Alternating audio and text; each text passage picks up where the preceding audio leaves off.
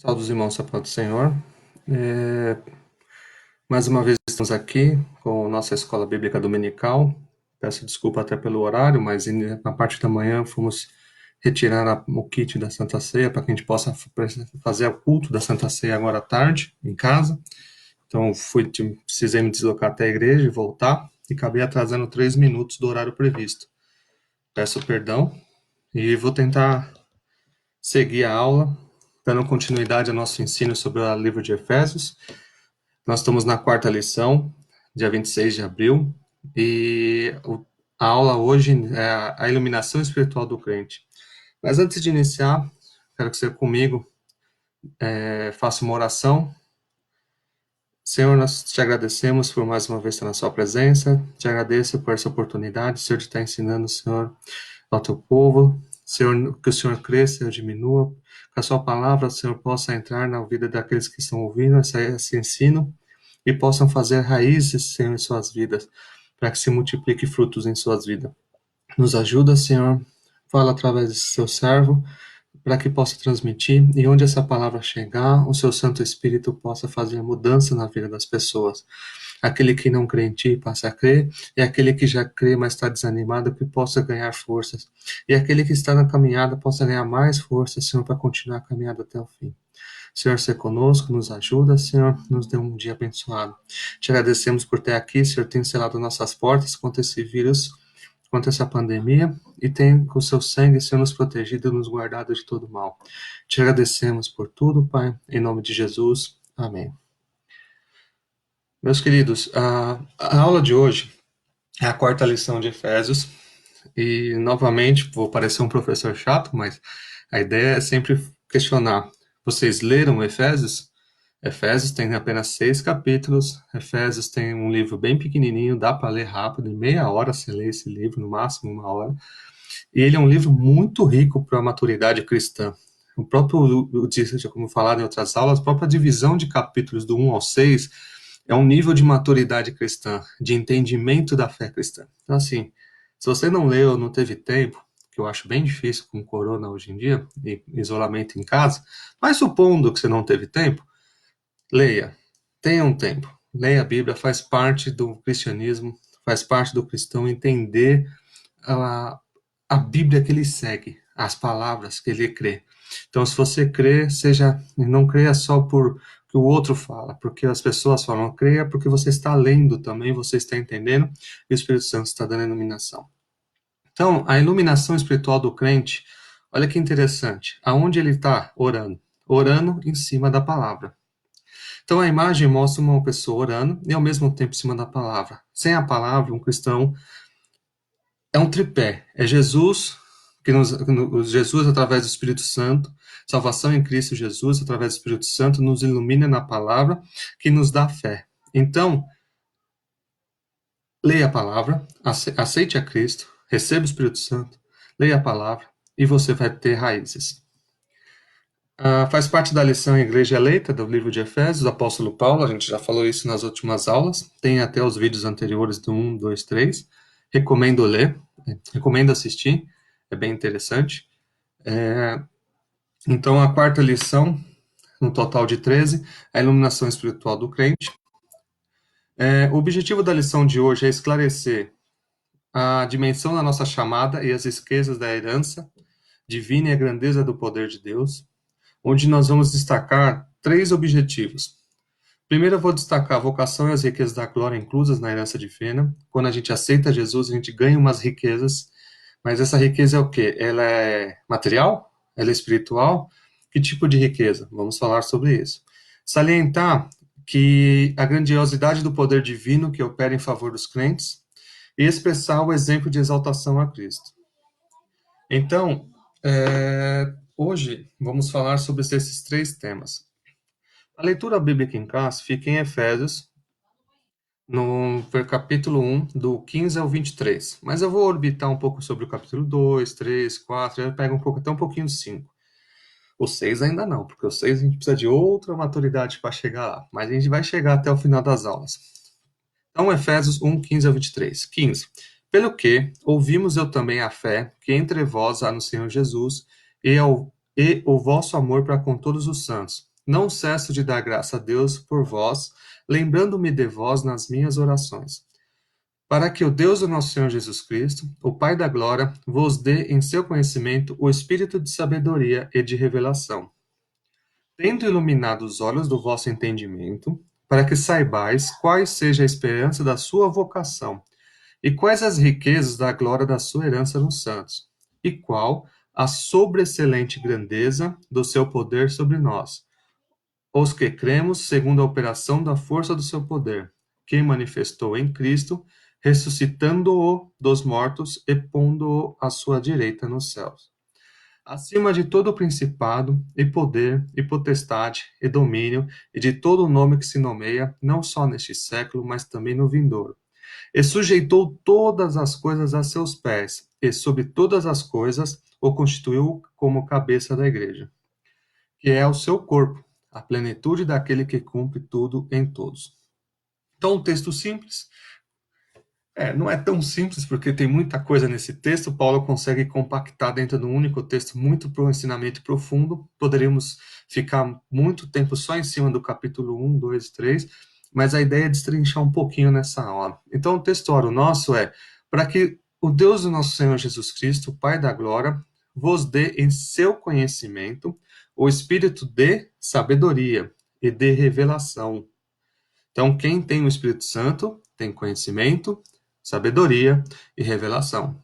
Efésios 1:17. A verdade prática é que o cristão tem a herança de preciosas riquezas, e isso só é conferido aos eleitos pela grandeza do poder de Deus. Nós tivemos na última aula, até recomendo quem não souber muita diferença entre eleito e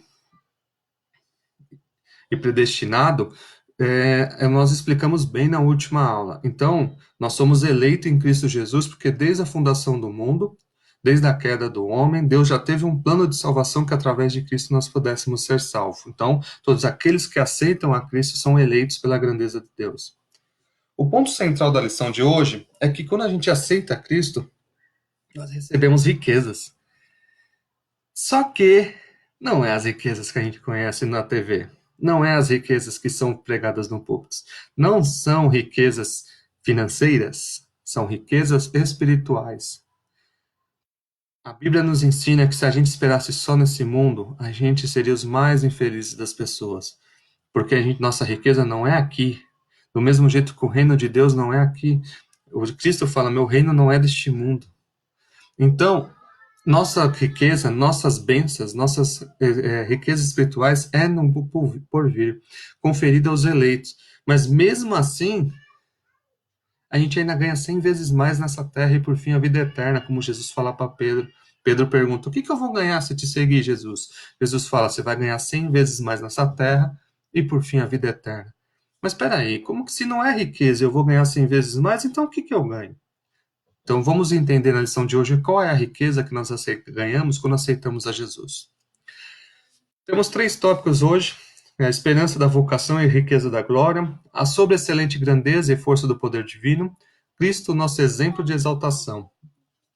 Então, Paulo ele começa dividindo a sentença em ação de graça, uma oração intercessora, lá no 17 a 19 do primeiro capítulo, e confissão de louvor e exaltação. Então, nós vamos estudar essas 3 pilares. Louvor ao Senhor pela nossa eleição, porque Ele nos escolheu através de Cristo Jesus.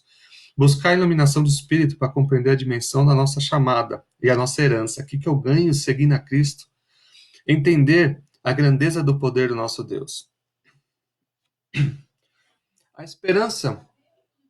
A ação de graça, então, Paulo começa com a ação de graça e intercessão, onde ele dá graça a Deus pela vida dos eleitos. Então, Paulo começa a carta dele agradecendo por todos que foram salvos, pelas bênçãos espirituais recebidas, como a eleição, a predestinação, a filiação, o dom do Espírito Santo.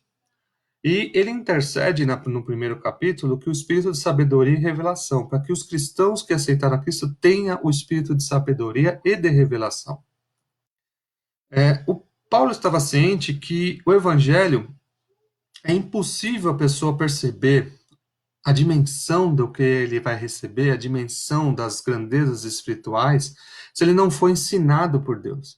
Então, se você não lê a Bíblia, se você não aparece na escola dominical, se você não aparece no culto de doutrina, se você não vai no culto, se você não é ensinado, se você não lê, se você não ora, se você não busca, é impossível você entender a grandeza dessa glória. Quanto mais a gente entende, quanto mais a gente bebe dessa água da palavra, mais fica claro para a gente a nossa situação como ser humano e mais fica claro as riquezas que estão esperando por vir.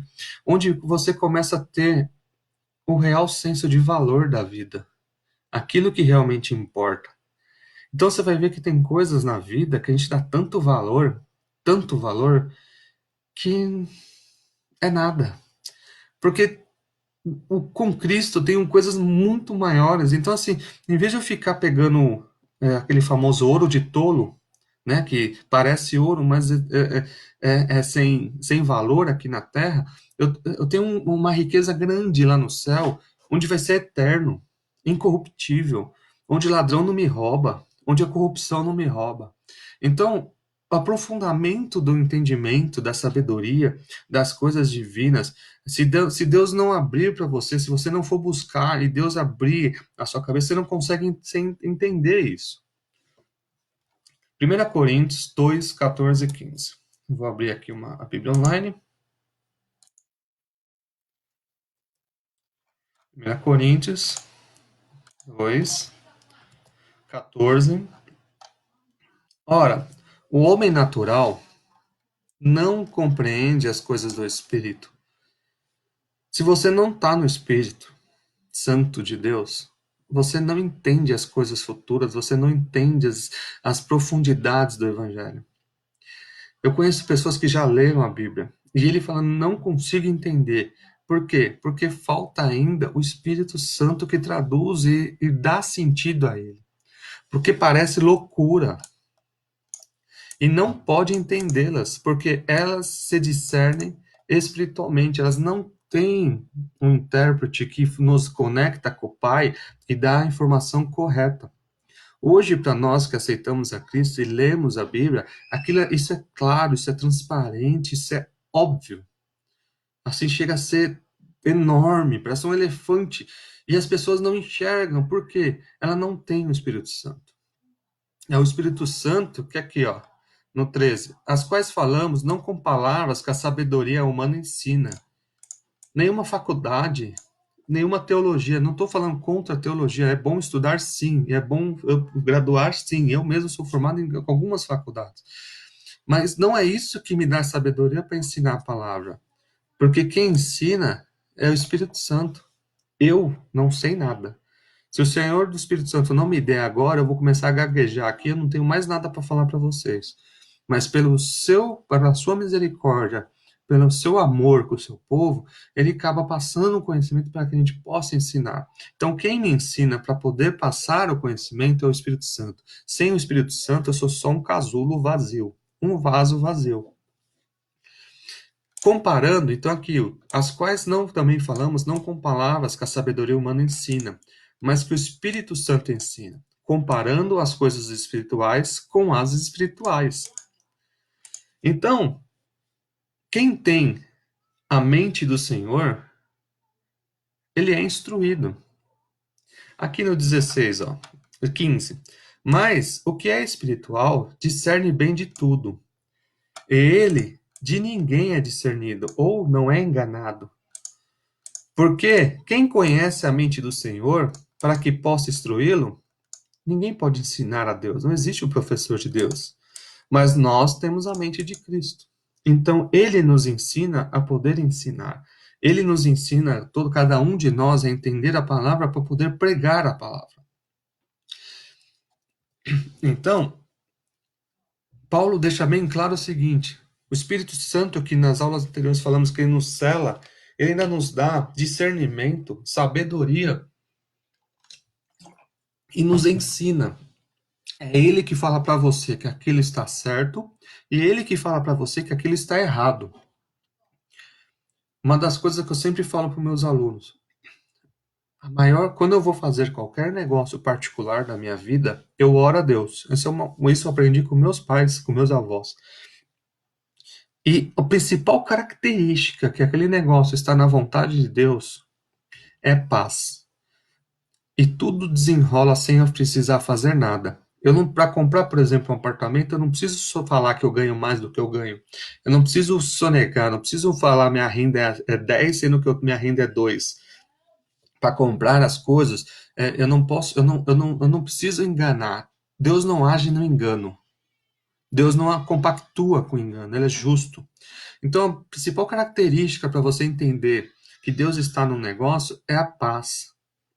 Você ora, e se Deus está com paz, deu paz no seu coração para você seguir em frente, as coisas estão desenrolando normalmente, sem dificuldade, Deus está no negócio. Mas quando as coisas começam a complicar, para, revê e ora, porque tem coisa estranha. Por isso, Paulo, ele rogava que os cristãos recebessem a capacidade de compreender, sabe? É muita meninice no meio cristão. É muita criança. Não estou falando criança no sentido de infantil,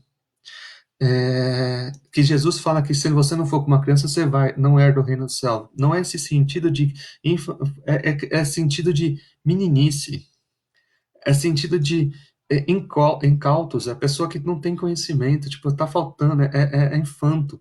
Então, tem muita. O Paulo ele fala bem isso assim: quem recebeu o Espírito Santo, ele não é mais uma criança espiritual. Ele começa a compreender as coisas, ele começa a entender as coisas, e ele começa a ver o valor das coisas. Ele tem uma esperança chamada fé, no qual ele segue e olha para o futuro e fala assim: meu reino não é, minhas bênçãos não são aqui. Então, mesmo que eu esteja doente, mas lá eu vou ter um corpo glorificado. Mesmo que hoje eu não tenha bens materiais, lá eu vou ver Deus face a face, vou andar em ruas de ouro. Então, ele percebe que não é aqui que ele vai ganhar. Ah, mas a riqueza no mundo é ruim? Não, não é isso. Mas a Bíblia fala que aonde está o seu coração, ali está o seu Deus. Se o seu coração só se preza a receber coisas dessa vida, seu Deus é coisas dessa vida. Mas se o seu coração está em coisas futuras, está em Deus, está em buscar a sua face, em adorar o face a face, participar das bodas do Cordeiro, ele é o seu Deus. Aonde está o seu coração, ali está seu Deus. E Paulo intercede que o Espírito Santo, além de dar sabedoria, clareza das coisas, entendimento, nos ensinar, olha, ele nos dá esperança. Então, assim, o cristão, ele tem um reforço nesse mundo mal de esperança. E ele ilumina que cada um de nós tem uma vocação. Então, o Espírito Santo, selado dentro da gente, nos ilumina e fala assim: você é um instrumento. O interessante da Bíblia, e eu vou abrir um parênteses rapidinho, que é o seguinte: quando você lê livro de filosofias, qualquer um, eles não sabem de onde vem, não sabem o que está fazendo na Terra e não sabem para onde vai. Três princípios básicos da filosofia: origem, situação atual e futuro. Passado, presente e futuro. A Bíblia te ensina que você foi criado do pó da terra e Deus assoprou a sua narina e te deu o espírito de vida. A Bíblia te ensina que você hoje é um instrumento. Você é um instrumento na mão dele. Para que ir de pregar o evangelho, que tem até ordem, temos missão para fazer. E ainda te ensina que depois dessa vida, você ainda vai ter um galardão. Você vai ter um futuro, você vai ter uma vida eterna. E onde você vai conhecer ele, face a face. Diferente dos livros de filosofia, a Bíblia tem começo, meio e fim. Então, Paulo ensina que os cristãos, ao entender isso, começam a perceber o seguinte: eu tenho uma função na obra. Lembra do corpo de Cristo? Nós somos a igreja. O corpo tem diversas funções, tem diversos micros, coisas que são pequenas e são grandes. Tem coisas grandes como o coração e nosso cérebro, mas tem coisas pequenininhas como o nosso dedinho do pé. Nós temos coisas louváveis, como o nosso rosto bonitão, como também temos nosso sistema digestivo que não é tão agradável. Mas tira o sistema digestivo para ver o que acontece. Tem um problema lá para ver o que acontece. Então, Deus tem vasos de honra e vasos com não tanta honra, mas todos são vasos. E todas têm a sua função como uma engrenagem no corpo de Cristo. A mesma coisa o cristão. Tem gente que está em destaque e tem gente que não está em destaque, mas todos têm o mesmo valor para Deus. Então, Paulo ensina assim, cristãos de Efésios, igreja, O Espírito Santo te deu uma esperança. Qual é a sua vocação? Para que você saiba qual é a sua vocação. Então, se você não sabe qual é a sua vocação, pergunte ao Espírito Santo: qual é a minha vocação? Em que posso ajudar na obra? E com certeza, faça essa experiência. Ele vai falar.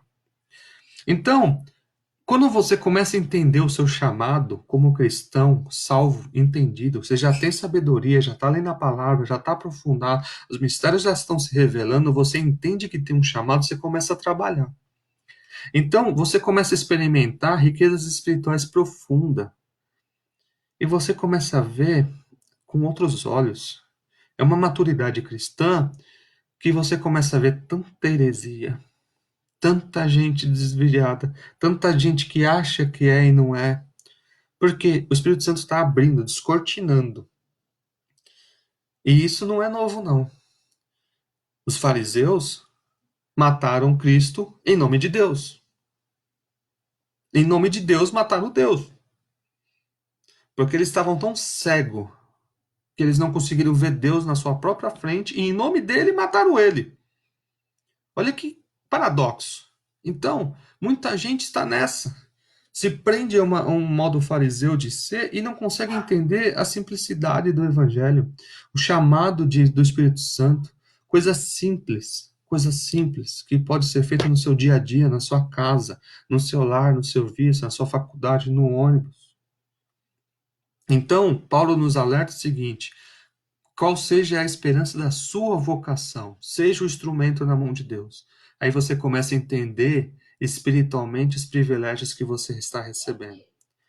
Aí a pergunta para incomodar mesmo: você acha que você influencia ou você é influenciado? Que posição de cristianismo você está? Você influencia os outros com a sua vida em Cristo ou você é que recebe influência externa e acaba indo conforme o mundo dança? Que posição está na sua fé? Você influencia ou é influenciado? Isso é uma reflexão que Paulo fala lá em Coríntios: examine-se o homem a si mesmo. Não precisa falar para mim, é uma reflexão própria. Eu sou influenciado ou influencio? Porque se eu tenho o Espírito de Deus e ele habita em mim e ele através de mim consegue me ajudar a pregar o seu evangelho, então estou na parte que eu influencio. Eu estou trabalhando a favor do reino, evangelizando, sendo discípulo. Ou eu sou aquele que só recebe? Que qualquer coisa, qualquer água doce, água salgada, coisa de Bíblia, coisa sem Bíblia, coisa do mundo, então uma mistura só. Eu sou influenciado por que os outros falam ou eu vou ler na Bíblia? Tudo que eu estou dizendo aqui, você tem que ver lá na Bíblia. Ver se eu estou certo. Os irmãos de Bereia, quando Paulo foi conversar lá com eles, quando foi pregar o evangelho, ele falou: peraí, Paulo, peraí. Foi lá, abriu a palavra. O que você está dizendo aí, Messias? Peraí. Ah, tá, Isaías falou sobre isso. E começaram a comparar na Bíblia, os bereanos. Então, você é influência ou você é influenciado? A maioria das pessoas acham que ser cristão é acreditar em Jesus Cristo. Aí eu posso adicionar aqui: faz uma tatu enorme nas costas com Cristo, com o rosto de Cristo, ou coloca João 3,16 no braço, ou um leãozinho de Judá, ou vai na igreja. É só ir na igreja que eu tô lá, tá tranquilo. Ou vive numa nação cristã. Por exemplo, nasceu nos Estados Unidos, que é 100% quase maioria cristã, no Brasil, que a maioria é cristã, então ele é cristão. Nasci no Brasil, aqui a maioria é cristã, então se eu tivesse nascido na Índia, eu seria budista. Ou outra religião, hinduísta. Então eu nasci no Brasil, como a maioria é cristã, eu sou cristão.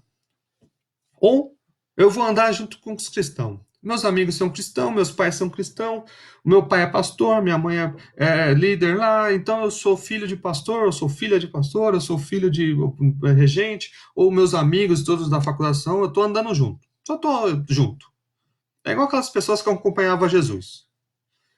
Ah, eu sou uma boa pessoa. Quantas vezes eu vi isso? Não, eu não preciso. Eu sou uma boa pessoa. O inferno vai estar cheio de boa pessoa. E o céu vai estar cheio de gente que era ruim e se arrependeu. Essa é uma grande diferença. Pessoas que eram realmente ruins, mas encontraram Cristo como ladrão da cruz, faz: tem misericórdia de mim, lembra-te de mim quando entrares no teu reino.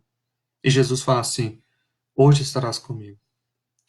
Ser membro de uma igreja é igual ser membro de clube de futebol, né? Eu vou ser membro da igreja A, ou da Assembleia, ou da Batista, ou da Presbiteriana, Deus Amor. Eu vou levar uma carteirinha. Eu sou membro de uma igreja, então isso me garante uma passagem. Como se nesse céu tivesse uma catraca e você passa lá com sua carteirinha de membro. Não. Frequentar cultos regularmente, todos os dias na igreja. Tá, essa pessoa se complicou um pouquinho recentemente, né? Porque nós estamos impedidos de ir na igreja devido à pandemia. Essa tá complicada, ela tá com abstinência de culto. Ou trabalhar na igreja. Faço na igreja, eu limpo, eu faço bazar, ou eu faço, trago comida. As pessoas acham que ser cristão é isso. Eu vou lá, tô sempre nas obras, tô participando de tudo. Mas espera aí, não é isso? Não é só acreditar, não é só ir na igreja, não é viver numa nação cristã, não é andar junto com meus amigos cristãos, não é ser bom, não é ser membro de uma igreja, frequentar culto regularmente ou trabalhar para a igreja? Não. Ser cristão é isso. Ser cristão é você estar enraizado em Deus, em Cristo Jesus, em Espírito Santo. E através da palavra que é a Bíblia, que é a maior profecia. Nenhum profeta tem maior profecia do que a Bíblia. Porque tudo que foi de grande profecia foi revelado lá. Deus usa profeta? Usa, mas nenhum deles pode estar em discordância.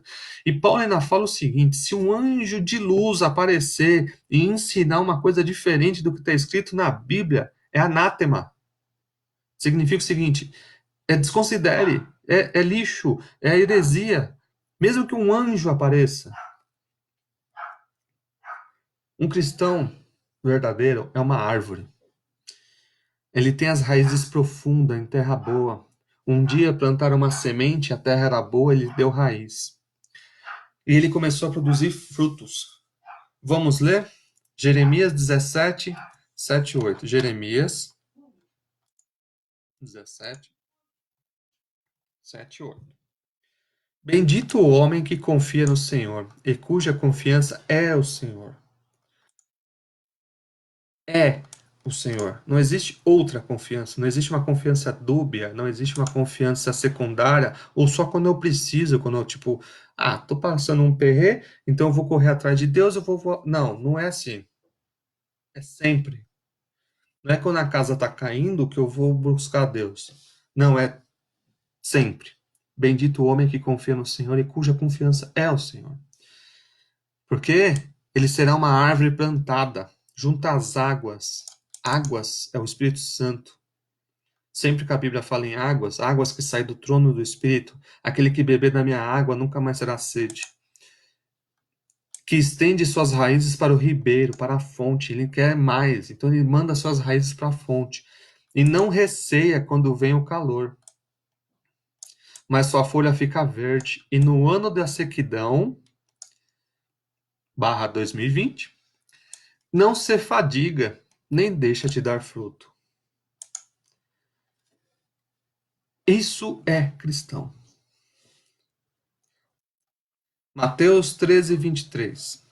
Não, depois eu leio, Mateus. Salmos 1:13. Salmos 1. Bem-aventurado o homem que não anda segundo o conselho dos ímpios. Vou ler desde o 1. Nem se detém no caminho dos pecadores, nem se assenta na roda dos escarnecedores, pessoas zombadoras, que tudo é piada. Tudo. E tem muita gente assim dentro da igreja. Antes tem o seu prazer na lei do Senhor. Tem o prazer no quê? Na lei do Senhor. Ele lê a Bíblia. Ele entende a Bíblia. Ele tem prazer em ler. Ele tem prazer. E olha o que ele faz. E na sua lei medita. Não é só ler. Ele pensa como aquilo ele pode aplicar aquilo na vida dele. De dia e de noite. Antes tem o prazer na lei do Senhor. E na sua lei medita de dia e de noite. Aí o que vai ser com ele? Pois será uma árvore plantada junto aos ribeiros de águas, Espírito Santo, a qual dará o seu fruto, falaremos de fruto, e as suas folhas não cairão, e tudo quanto fizer, prosperará. Eu preciso fazer campanha de 50 semanas, 20 semanas, 7 semanas, subir no monte, descer do monte, ir pro córrego, subir do córrego, fazer, comprar meia ungida, sapato ungido, vassoura ungida? Não. Esquece isso. Isso é besteira. O verdadeiro cristão, ele lê a Bíblia, ele tem prazer. Não precisa ficar fazendo campanha, não, porque ele tem acesso direto ao Pai. O verdadeiro cristão, ele não precisa pedir agendamento com o Pai. Vou fazer uma campanha porque Deus... Não. Ele dobra o seu joelho na sua simplicidade e fala, Pai, vamos conversar. E eu tenho acesso ao Pai. Se você precisa de artimanhas para chegar ao Pai, tem coisa errada aí. João 15:5. 15, versículo 5. Eu sou a videira e vós as varas. Quem está em mim e eu nele, esse dará muito fruto. Vamos lá. Quem está em mim e eu nele, esse dará fruto, porque sem mim nada as poder fazer. E se alguém não estiver em mim, será lançado fora, como a vara, e secará, e colhem e lançam ao fogo. Interessante o 7. E se vós estiverdes em mim, e as minhas palavras estiverem em vós, vocês fazem campanha? Não. Aqui não está escrito isso. Pedireis tudo o que quiseres, e vos será feito.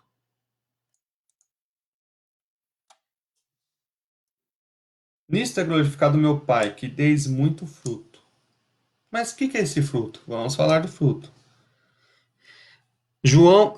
Colossenses 2, 6 e 7.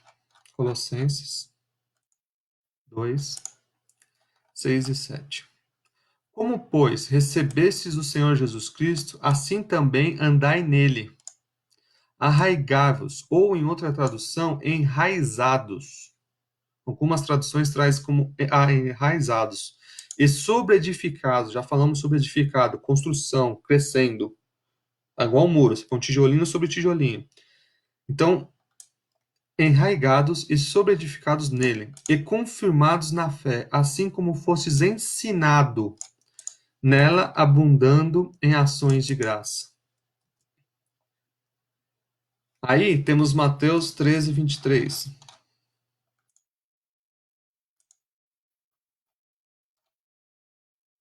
Mas o que foi semeado em boa terra é o que ouve e compreende a palavra, e dá fruto. E o fruto dele não é pouco, não. Ele produz 100, outro 60 e outro 30. Significa que ele multiplica, é exponencial. Então, um fruto vira 100, que vira mais 60, que vira mais 30. É frutos exponenciais. Aí, João 15, 1, 2. Vamos falar da parte de cima da árvore. João 15, 1, 2. Eu sou a videira verdadeira, meu pai é o lavrador. Toda vara que em mim, ou árvore que não dá fruto, atire e limpa de toda aquela que dá fruto, para que dê mais fruto. Toda vara em mim que não dá fruto, ele atira e limpa. Existe um processo de limpeza, para que ela dê mais frutos. Vós já estáis limpos pela palavra que eu vos tenho falado. Está em mim e eu em vós, como a vara de si mesma, a vara por si só não pode dar fruto, se não estiver na videira. Assim também vós, se não estiverdes em mim.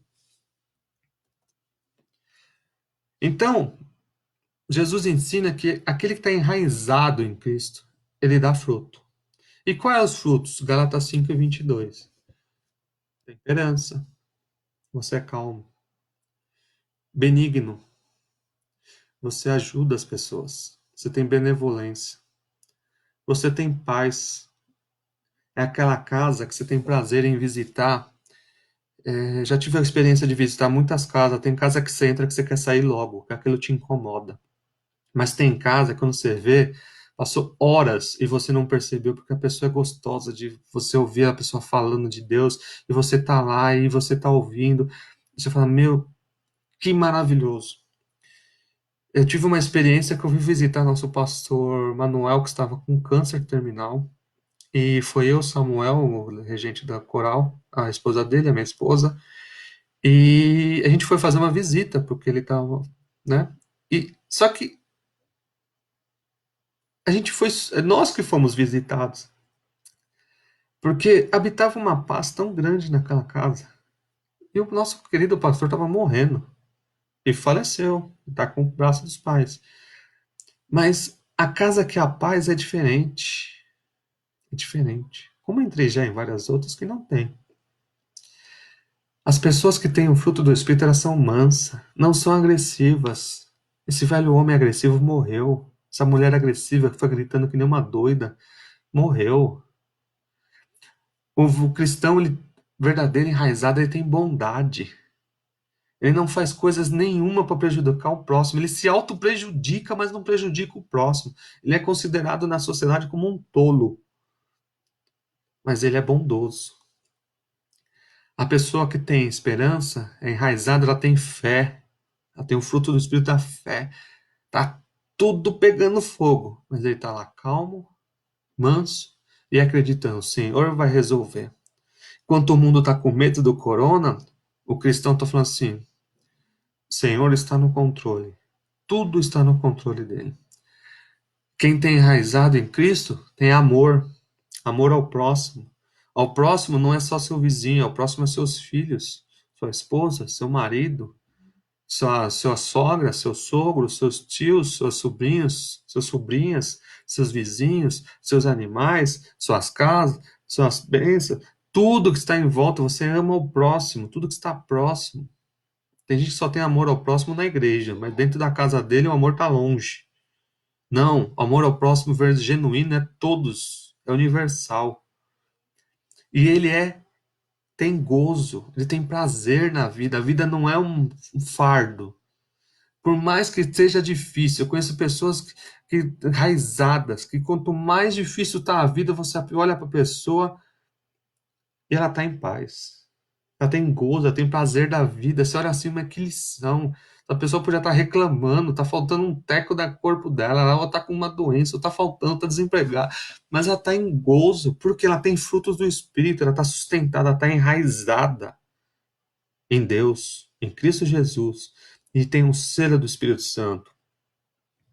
Então, o verdadeiro cristão não é uma fachada. E muita coisa não se vê, porque está enraizado embaixo da terra. Mas o que se vê são os frutos.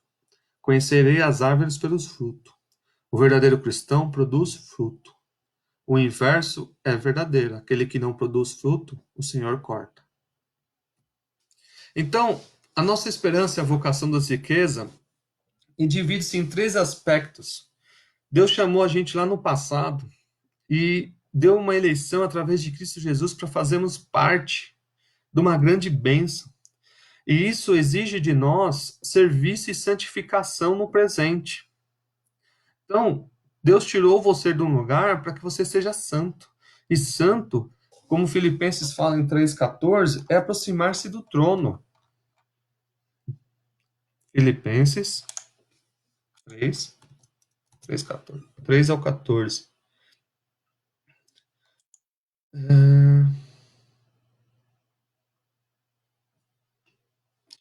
Prossigamos para o alvo, pelo prêmio da soberana vocação de Deus em Cristo Jesus.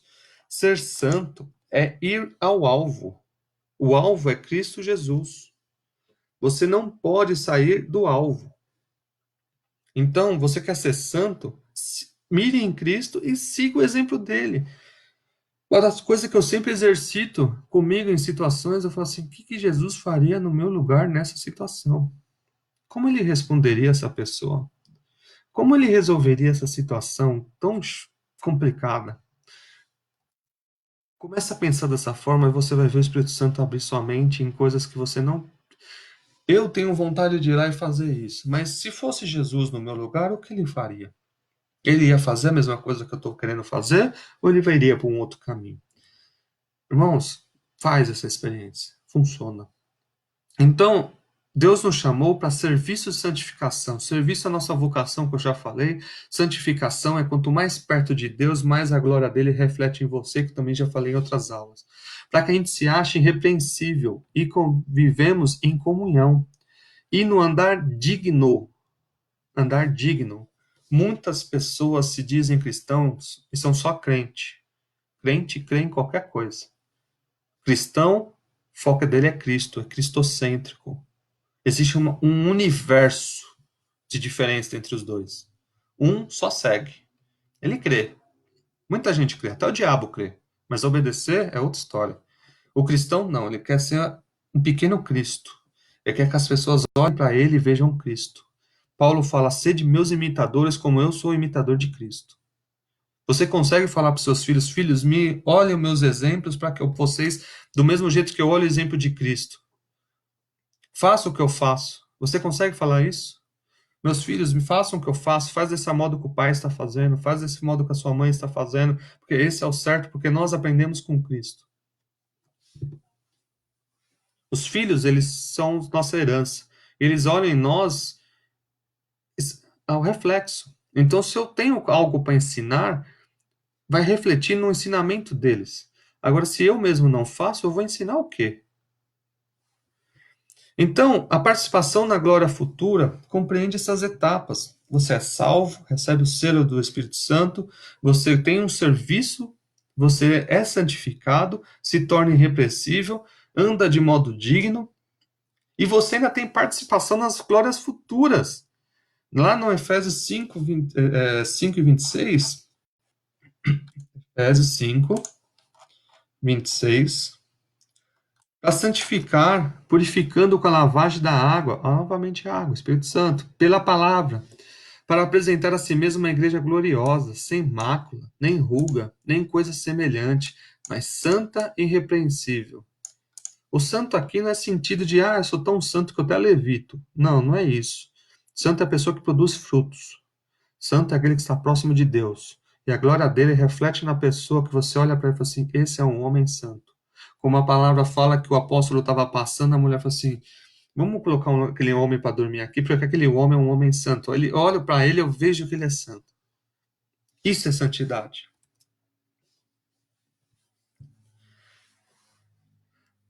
E nenhuma campanha vai te dar santidade, não. Não cai nessa, não. Você quer santidade? Se aproxima-se de Deus, orando, jejuando e lendo a palavra. Você não precisa fazer, só faz isso por natural, diário. Não é uma campanha específica de alguns dias, não, é perpétuo, é uma campanha eterna. A partir do momento que você aceita Cristo, você tem que fazer essa campanha diária até o dia que você morrer ou for arrebatado, de santificação. Não é algo específico, não, é diário. Diário. Todos os dias. Morremos todos os dias para vivermos em Cristo. As riquezas da glória da sua herança. Na oração, o Paulo fala que a gente vai receber riquezas e glória da sua herança. A sua herança enfatiza o que Deus deu ao seu eleito. Colossenses 1:12. Colossenses 1:12. Dando graça ao Pai que nos fez idôneos para participar da herança dos santos na luz. Quais são as nossas riquezas espirituais? Essas são as nossas riquezas espirituais. Nós somos salvos, nós somos lavados, nós somos santificados, somos justificados, nós temos uma vocação, nós damos frutos e, melhor, ainda ganharemos riquezas futuras no céu. Então, as riquezas são o perdão dos nossos pecados. Somos adotados como filho e não somos mais estranhos ao Pai.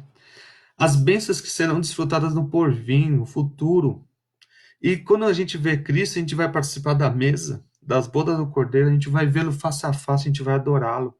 Nós vamos reunir com a boda do Cordeiro, toda a igreja lá junto, e a gente vai tomar posse da herança preparada desde a fundação do mundo, como está em Mateus 25:34.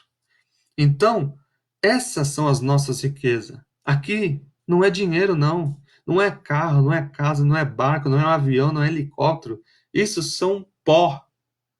A verdadeira riqueza é a pessoa ser perdoada dos seus pecados e ganhar salvação em Cristo Jesus. A verdadeira riqueza é você ser chamado de filho por Deus. A verdadeira riqueza é você ter a paz, a mansidão, os frutos do Espírito desfrutadas nesse mundo e ainda receber mais no porvir, que é ver Cristo face a face.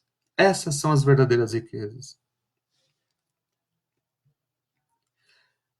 Então, terminando esse tópico, os santos devem louvar a Deus pela eleição e ser iluminados, porque o Espírito Santo te dá esse conhecimento, que quando você começa a entender, você começa a ter esperança, que não é a riqueza do mundo que vai preencher esse vazio. Quem preenche esse vazio é Cristo Jesus. As pessoas têm um buraco dentro do seu íntimo do tamanho de Deus e tenta preencher com qualquer outra coisa, com bebida, com droga, com prostituição, com balada, com qualquer porcaria que aparece, mas não enche. Você pode ser o homem mais rico da face da terra, que você ainda vai ser triste porque você não tem Cristo. Agora, a pessoa mais pobre da face da terra, tendo Cristo, essa está completa. Tem gente que é tão pobre que só tem dinheiro. Então, o capítulo 2 fala o seguinte: sobre a excelente grandeza e força do poder divino. Paulo nos mostra, para que a gente pudesse entender, que Deus está sobre excelente. Ele tem uma grandeza de poder acima do comum. E é traduzido da palavra uperbalô, que na forma significa extraordinário. E eu uso uma outra palavra chamada megetos, grandeza, que ele enaltece a magnitude do poder de Deus, que tudo sobrepuja, tudo ele controla, nada está fora do controle de Deus, porque ele também tem poder. E Paulo usa dunamis, que significa fora de medida. Deus faz o que ele quiser, como ele quiser, na forma que ele quiser. E ele repete esse termo, que Deus é capaz de, tem todo o poder de realizar transformações e a salvação do homem. Qualquer homem ou mulher que aceitar a Cristo, não importa a condição que você esteja, na pior condição possível, na pior existência da face humana, Deus tem o poder de salvar esse ser humano. 2 Pedro 1, 3 e 4. 2 Pedro 1, 3 e 4. Visto como o seu divino poder nos deu tudo o que diz respeito à vida e piedade, pelo conhecimento daquele que nos chamou pela sua glória e virtude, pela quais eles nos têm dado grandíssimas e preciosas promessas, para que por elas fiquei participantes da natureza divina, havendo escapado da corrupção e pela concupiscência que há no mundo. Então,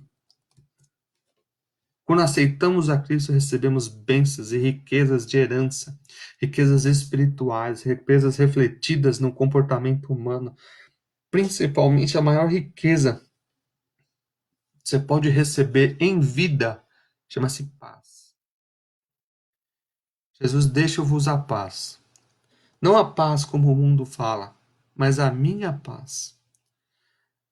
Essa paz, ela é monstruosa de maravilhosa.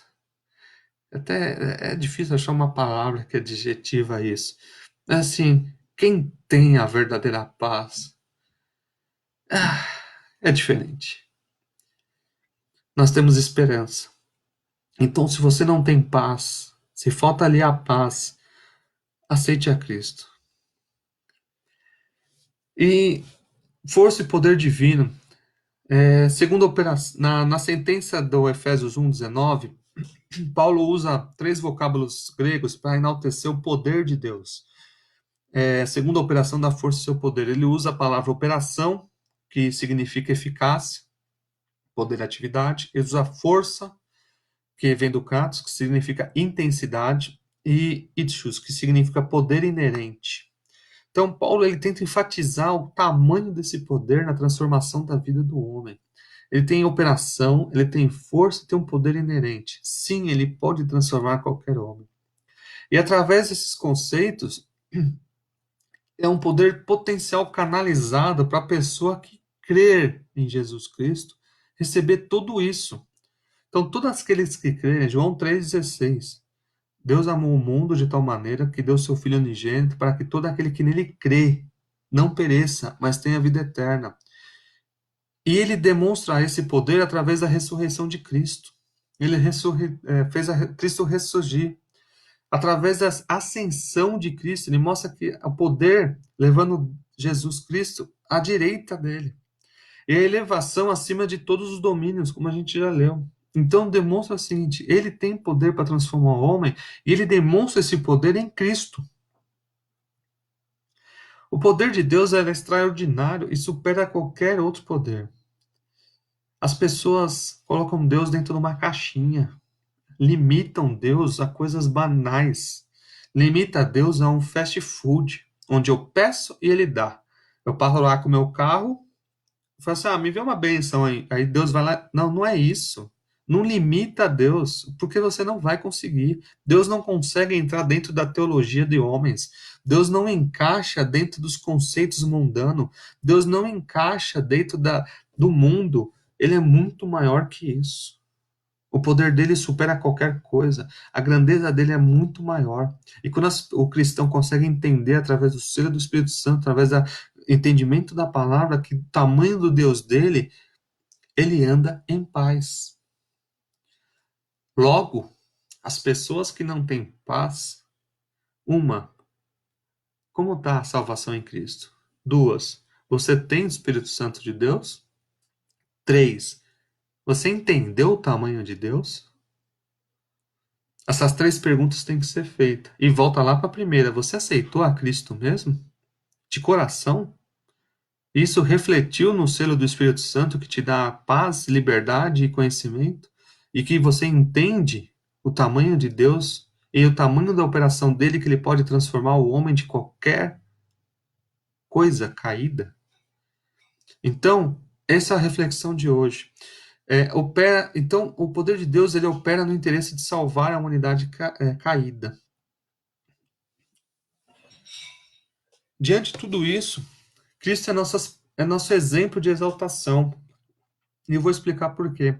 Porque da mesma forma que Deus fez com Cristo, ele vai fazer conosco. Paulo enfatiza que Cristo manifestou ressuscitando dos mortos. Quem entende Cristo, quem entende a palavra, entenderá também que nós teremos uma ressurreição após a morte. Nós podemos morrer ou ser arrebatado, mas nós seremos transformados. E do mesmo jeito que Deus tirou Cristo da morte e subiu ao céu, nós também subiremos ao céu e também sentaremos próximo de Deus. Vamos lá. Ressurreição de Cristo. Atos 2, 24. Atos 2, 24. O qual Deus ressuscitou, soltou as ânsias da morte, pois não era possível que fosse retido por ela. Deus vai anular a morte para a gente. Nós podemos até morrer, ou como outros já morreram, mas ele vai ser ressuscitado no grande dia. 3 e 21. 3 e 26. Ressuscitando Deus a seu Filho Jesus, primeiro os enviou a vós, para que visto vos abençoasse, não no apartar a cada um de vós da vossa maldade. Ressuscitou Deus a seu Filho Jesus, primeiro o enviou a vós, para que a gente visse, os apóstolos vissem, e mais de 500 pessoas vissem, para que nisso vos abençoassem, no apartar a cada um de vós as vossas maldades. 17:31.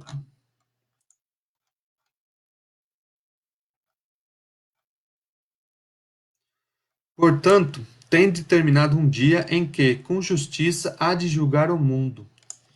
Esse dia vai vir, por meio do homem que destinou. E disso deu certeza a todos, ressuscitando-o, nós seremos ressuscitados. Aqueles que estiverem mortos e aqueles que estiverem vivos serão transformados. E como ouviram falar da ressurreição dos mortos, uns escarnecem disso, e outros diziam acerca disso, mas pode escarnecer à vontade. Muita gente escarnece disso. Mas aqueles que têm o selo do Espírito Santo e entendem a palavra sabem que seremos ressuscitados. E depois que nós ressurgir dentre os mortos, Cristo foi o primeiro disso, a primícia dos que dormem. 1 Coríntios 15, 20 fala que Cristo foi o primeiro, e depois nós seremos os próximos. 15, 20 e 22. Mas, de fato, Cristo ressuscitou dentre os mortos e foi feito as primícias dos que dormem, ou o primeiro que aconteceu isso. Porque assim como a morte veio por um homem, também a ressurreição dos mortos veio por um homem. Olha que Cristo nos deu. Da mesma forma que Adão, pecando, nos trouxe a morte, através de Cristo recebemos a vida, recebemos a ressurreição da morte. Porque assim como todos morreram em Adão, assim também todos serão vivificados em Cristo. Mas cada um por sua ordem. Cristo as premissas, ele primeiro, depois os que são de Cristo, na sua vinda. Então, olha as bênçãos que nós recebemos, olha as riquezas. Além da gente ter essas riquezas no céu, na terra, que já foi mencionado nas slides anteriores, nós temos, além disso, uma certeza de ressurreição, da mesma forma que Cristo ressurgiu, da mesma forma que Cristo ressurreto, nós iremos ressurgir. Então, mesmo que a gente venha a morrer, ou nós temos a plena certeza que seremos ressurretos. 1 Tessalonicenses 4,14, a certeza que a gente vai ser. 1 Tessalonicenses 4,14. Porque se cremos que Jesus morreu e ressuscitou, assim também aos que Jesus dorme, Deus os tornará a trazer com ele. Essa é a diferença. Nós temos passado, nós temos presente e nós temos bênçãos no futuro.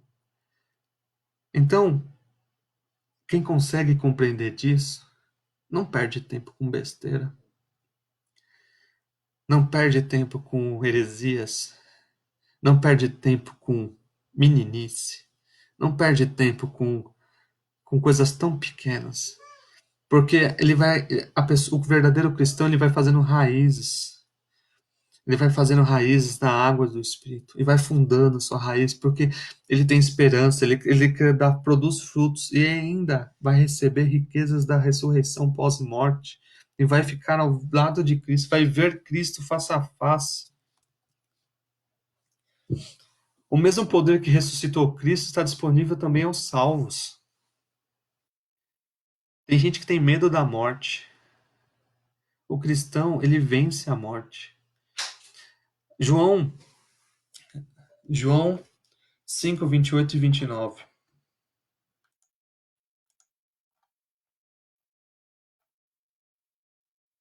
Disse-lhe, pois, que faremos executando as obras de Deus? Jesus respondeu e disse-lhes, a obra de Deus é esta, que creais naquele que enviou.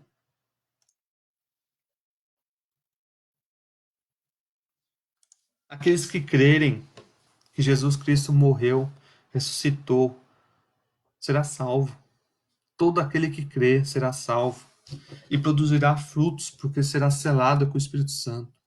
Filipenses 3:20. Filipenses 3:20. Mas a nossa cidade está no céu, de onde também esperamos o Salvador, o nosso Senhor Jesus Cristo. Olha o 21, que transformará o nosso corpo abatido, sabe esse corpo sofrido, para que se conforme o seu corpo glorioso, segundo o seu eficaz poder de sujeitar também a si todas as coisas. Seremos ressuscitados e transformados. Essa é a esperança, essa é a riqueza do crente. Essa é a riqueza do crente, não, do cristão. Essa é a riqueza do cristão. Aquele que crê em Cristo, aquele que segue Cristo, aquele que é cristocêntrico, aquele que fala de Cristo, aquele que vive Cristo, aquele que respira Cristo, aquele que vive em Cristo, aquele que morre em Cristo. Ele ressuscitará em Cristo. E ele mostra que Cristo foi elevado à direita de Deus, pondo-se à direita dos céus, e mostrando que Cristo é o Messias que foi prometido em Salmo 110, e através dele teremos a salvação. Somente através dele. Salmo 110. Jesus é o Messias. E ele já veio. Tem povos aí que estão aguardando o Messias. Não, vão se iludir com outra pessoa. Cristo já veio e ele vai voltar novamente. Disse o Senhor ao meu Senhor: Assenta-te à minha mão direita. Está falando de Cristo. E até que ponha teus inimigos por escabeira do teu pé. O Senhor enviará o cedro da tua fortaleza desde Sião, dizendo: Domina no meio dos teus inimigos. O teu povo será muito voluntário no dia do teu poder. Nos ornamentos da santidade, desde a madre da alva, tu tens o orvalho da tua mocidade. Jurou o Senhor e não se arrependerá. Tu és um sacerdote eterno da ordem de Melquisedeque. Já falamos isso em outra aula. O Senhor à tua direita ferirá os reis da terra, ferirá os reis no dia da sua ira. Esse dia da ira ainda vai vir e vai acontecer. Julgará entre os gentios, tudo encherá de corpos mortos, ferirá a cabeça de muitos países e beberá no ribeiro do Caim. Por isso exaltará a cabeça. Um dia o Cristo virá glorificado, onde todos os olhos verão, mostrando a sua autoridade, seu poder, seu total domínio sobre as coisas, e mostrando o domínio final sobre todos os pecados e forças do mal. Filipenses 2:9, estou encerrando já. Filipenses 2, 9 a 11. Por isso também Deus exaltou soberanamente e lhe deu um nome que é sobre todos os nomes, para que o nome de Jesus se dobre todo o joelho do que estão nos céus e na terra e debaixo da terra. Nenhum santo, nem mãe, nem pai, nem irmão de Jesus, nem parente de Jesus, nem apóstolos, nem ninguém é capaz de te salvar. Não existe nenhum tipo de santo, nenhum tipo de guia que possa ser maior que Jesus Cristo. Ele é soberano sobre todas as coisas e todo joelho, os que crerem e os que não crerem, um dia vai se dobrar na presença dele. E a toda língua vai confessar que Jesus Cristo é o Senhor, pela glória de Deus Pai. Então, o triunfo de Cristo sobre o mal está assegurado aos cristãos, que nos fez assentar em lugares celestiais. Nós estaremos sentados em lugares celestiais. 1 Coríntios 15, 56 e 57. Ora, o arguilhão da morte é o pecado, e a força do pecado é a lei. Mas a graça de Deus que nos dá vitória por nosso Senhor Jesus Cristo, nós seremos vitoriosos e nos assentaremos em lugares celestiais. Efésios 2:6. Assim, tanto a ressurreição como a ascensão de Cristo são obras do poder de Deus. E isso nós estaremos participando. Paulo ensina que o poder de Deus exaltou Cristo acima de todo o principado, poder, potestade, domínio e todo nome que se nomeia. Paulo ensina também que ele é a nossa cabeça. Nós temos, o cristão ele tem um duplo benefício, além de ser salvo, quer dizer, vários benefícios, já listei vários aqui, mas temos Cristo como cabeça da igreja. Não é o pastor presidente, não é o setorial, não é o regional, não é o apóstolo, bispo, qualquer outro nome, mãe, pai, mãe de nações, qualquer coisa que apareça. A cabeça da igreja é Cristo. Papa, qualquer um. A cabeça de igreja é Cristo. Deus fez Cristo a cabeça de igreja e nos designou como um corpo. O corpo não tem placa. O corpo não tem segmento, não tem nação, não tem costumes, não tem. Ele tem uma única doutrina, que a doutrina é cristocêntrica. Um único Cristo, uma única cabeça, única fé. O verdadeiro cristão ele entende isso. Ele não defende placa igual defende o Corinthians ou o Palmeiras. Ele defende Cristo. Ele prega Cristo. Ele evangeliza Cristo. Ele faz a obra em nome de Cristo. E muitos estão trabalhando, muitos, em vários lugares, e a gente nem sabe, porque eles estão seguindo a ordem de Cristo e de pregar o Evangelho. Deus designou uma igreja para ser a expressão plena de Cristo. A igreja é a expressão plena. Eu já falei isso em outras aulas. Se nós soubéssemos o poder, se a igreja realmente todo mundo tivesse conectado a Cristo. Infelizmente temos joios e trigos. A Bíblia mesmo fala isso, mas aonde tivesse uma igreja seria um ponto de transferência de mudança de cultura social. Porque a igreja que representa Cristo, ela é diferente. Ela é diferente no seu bairro, ela é diferente na sua casa. A igreja somos nós somos o templo do Espírito Santo. Não é porque eu não estou indo no lugar de culto que eu deixei de ir para a igreja. Não, eu sou a igreja. Minha família é a igreja. Nossos cultos domésticos são a igreja. Nossas leituras de Bíblia são a igreja. Nossas orações é a igreja. Nossa pregação da palavra é a igreja, através de mecanismos como a internet é a igreja. Pessoas que estão entregando a ceia lá na igreja é a igreja. Pessoas que estão cuidando de doente é a igreja. Pessoas que estão levando cesta básica é a igreja. A igreja tem um papel e ela é diferente. O verdadeiro cristão sabe isso. Isso significa que nenhum poder pode prevalecer contra a igreja. Por mais que a gente seja perseguido, por mais que a gente seja impedido de cultuar, por mais que a gente seja mortos em nome de Cristo, a igreja vai continuar. Como diversas vezes isso continuou em diversos lugares no mundo e na história. O diabo já queimou, já cortou, já dividiu, já expulsou, já perseguiu, ainda persegue, prende, bate, mas sempre tem alguém pregando o nome de Cristo. Que todo aquele que crê será salvo. Porque Cristo é a cabeça. Então, tanto a ressurreição como assentar-se ao céu está disponível aos cristãos. E de excelente modo, como Cristo foi glorificado, nós seremos também transformados em glória, para que a gente possa estar presente face a face a Deus. Então, esse corpo vai mudar, seremos ressuscitados, temos bênçãos futuras. E tudo isso está no pacote de quem crê em Cristo. Então, concluindo a aula de hoje, as bênçãos espirituais, e eu espero sinceramente que o querido irmão tenha entendido que não é financeiro. A Bíblia fala sobre dinheiro? Fala. Provérbios, vai ler lá que você entende. Mas a verdadeira bênção espiritual é a adoração contínua ao eterno Deus, para todos aqueles que são salvos.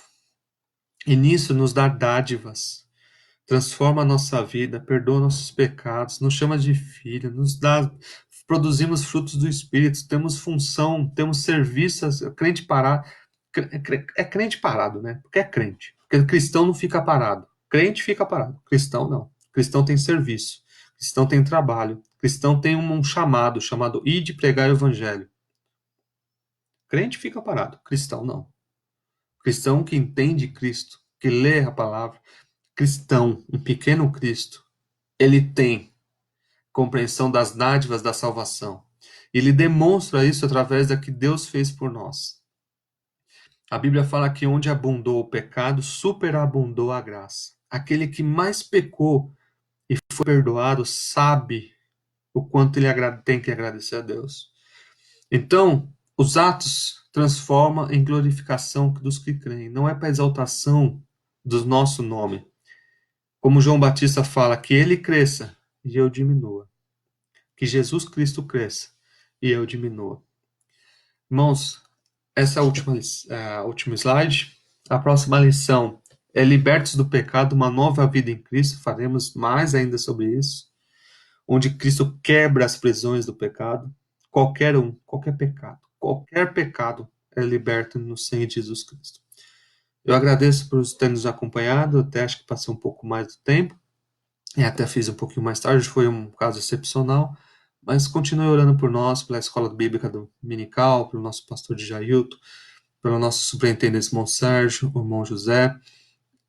Então, nosso irmão Vinícius, também superintendente, nossos professores, nosso irmão Kleber, nosso irmão Fábio, nossa irmã Sandra, nosso irmão Lucas, nas professoras das crianças, nossa mãe Dinólia, e outras irmãs que eu vou pedir perdão se eu esqueci o nome.